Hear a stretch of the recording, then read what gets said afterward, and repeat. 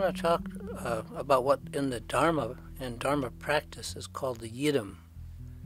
And I believe that this is kind of a, people are confused about it. It's a kind of a hard to understand concept. I'm going to try to make that easier if I can. We'll start with the Dharma preliminaries. What are called the Dharma preliminaries, this includes what's called the common preliminaries, which are the four thoughts that turn the mind toward the Dharma. Also what are called the extraordinary preliminaries, Nunro, which I call Dharma boot camp, and Lojong, which is various kinds of mind training. And they're just that. These are preliminary purification practices. And we all practitioners do them in one way or another, more or less. Similarly, I mean, they're kind of the same. They're not highly individualistic. After the preliminaries, that's when Dharma students undertake the various individual deity practices, usually. And it's with the deity practices that the concept of Yidam arises. Often, the deity practice that we select becomes our Yidam. But certainly it's not necessarily so, and this is what I'd like to explain. And this is because our selection of a Yidam is not quite as much of a cookie cutter as the various preliminary Dharma practices, which we kind of all do together and all do the same. The requirements for selecting a Yidam, instead of being more or less rote, as with the preliminaries, are highly individualistic, and they're tailored to fit our particular personal situation and personality. And in my opinion, anyway, there's a lot of confusion as to what a Yidam is and how to select one. And this is because, unlike the preliminaries, which are so generally similar that they can be practiced even together as a group, we can do Nundro together and a bunch of us. But when it comes to Yidam practice, this is, and again, I'm speaking generally, something that each practitioner does on his own or her own, most often in discussion with their guru. And the reason for this is because, unlike the various preliminaries, purification practices, for which the instruction comes from outside us, often through books and teachings, Yidam practice has to come from within us. And that's the problem, from inside each of us. So Yidam selection is highly personal, and I'm going to try to explain that. Why? To give what I think is an apt analogy, our beginning Dharma practice, as mentioned, which are called the preliminaries, is much like the city bus ride that takes us from wherever we are to the bus stop nearest our home. And that's where we get off. However, from that bus stop, we have to walk ourselves to our actual individual home. And the path or route from that bus stop where we get off to our house is similar to what we call the Yidam. It's the particular personal route to our front door, which has to be different for each of us since we each have our own individual home, so it can't be shared. It's not that it's secret. It just wouldn't take you where we each need to go. So in Dharma, the Yidam is how we get home, how we walk that last mile to recognition, what's called recognition of the true nature of the mind. And yet, as mentioned, these instructions are highly individual, which is why Yidams are not often discussed, not because they're secret, not because you can't know, it's just because there's no use discussing something that will only work for a single person. Everyone's Yidam in actual practice is very individual. That's the point. Even if many practitioners select the same Yidam, say Vajrayogini, their connection to Vajrayogini has to come from inside them via their personality, their history, their capabilities. That's the varying individuality. One size does not fit all. Yidams are very special, and what's unique about them is that they are the way. They are the only way we're ever going to recognize the true nature of the mind. And how special is that? Another way to say this is that your Yidam is the way or path through which you will finally recognize the nature of the mind, however long that takes.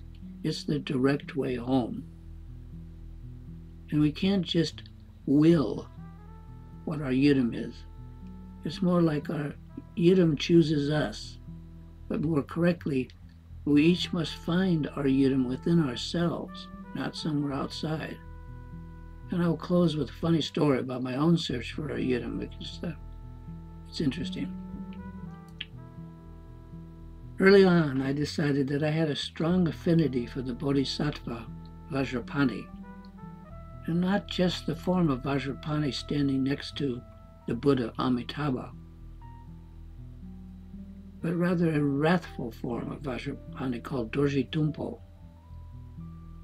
Of course, as you might imagine, I wanted to receive the empowerment of Vajrapani, and I asked around. I asked my Dharma teacher, my guru, if he had ever given that empowerment in this country, and he had not. However, Rinpoche said he would give the empowerment, and better yet, he would even travel to our Dharma Center here in Michigan and offer it. I was ecstatic, and he did just that.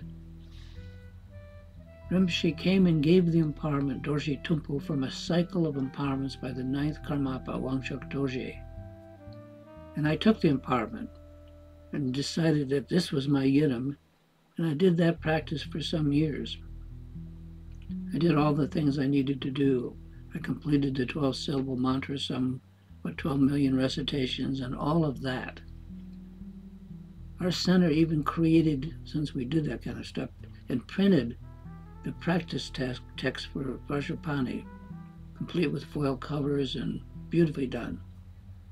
And Rinpoche even asked me to teach the Vajrapani sadhana in the main shrine room at KTD to a large room of students, which I did.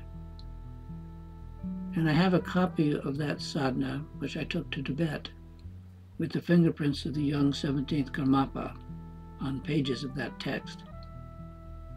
And top it all off, since in our lineage, the emanation of Vajrapani is Gyaltsab Rinpoche, one of the 4 heart sons of Karmapa. I wrote to Venerable Gyaltsab Rinpoche, and he responded. I asked him if he was coming to America and could he give that empowerment. I got back a letter from him, a couple of them, I believe.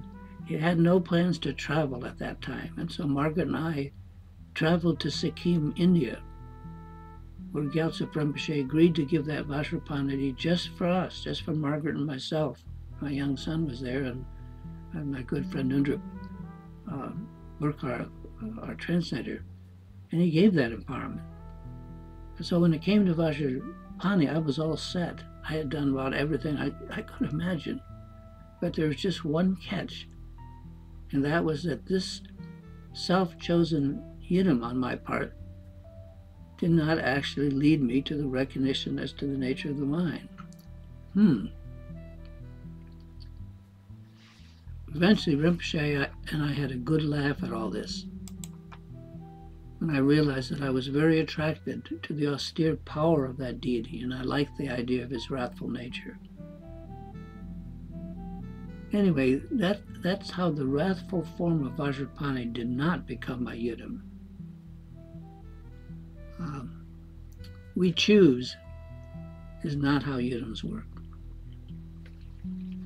What did turn out to be my Yidam, so to speak, was not a deity at all, but rather It came from my early imprinting with Mother Nature as a naturalist, which started when I was about 6 years old. But that's another whole story, and it's available for those of you who want it free. For those of you who are interested, it's called Mahamudra, a story, and you can get it on one of my websites, which is spiritgrooves.net, like groovy, spiritgrooves, one word.net. Now, the moral of this tale, why I'm telling it, is that a Yidam is not something that we decide or choose, although it can be. A Yidam simply is what actually works to introduce us to the nature of the mind. Of course, I had the pointing out instructions from Rinpoche a number of times, but the last one of those pointing out sessions actually worked. And I understood at that moment what just had to be done. And I did my best to do just that. I worked like a beaver for about 3 years, and then out of the blue, during a deeply emotional crisis that I was going through, when I had given up hope of anything, there it was, that introduction to and familiarity with the nature of my own mind, unexpected. I was not at the time looking for it, nor did I expect it. I was too busy being squeezed by samsara and forced out of my normal rut. And in that very crucial and upsetting time, when everything else around me was in free fall, it just happened. I found myself doing the realization practice of insight meditation, vipassana, without thinking a thought about it. I was home.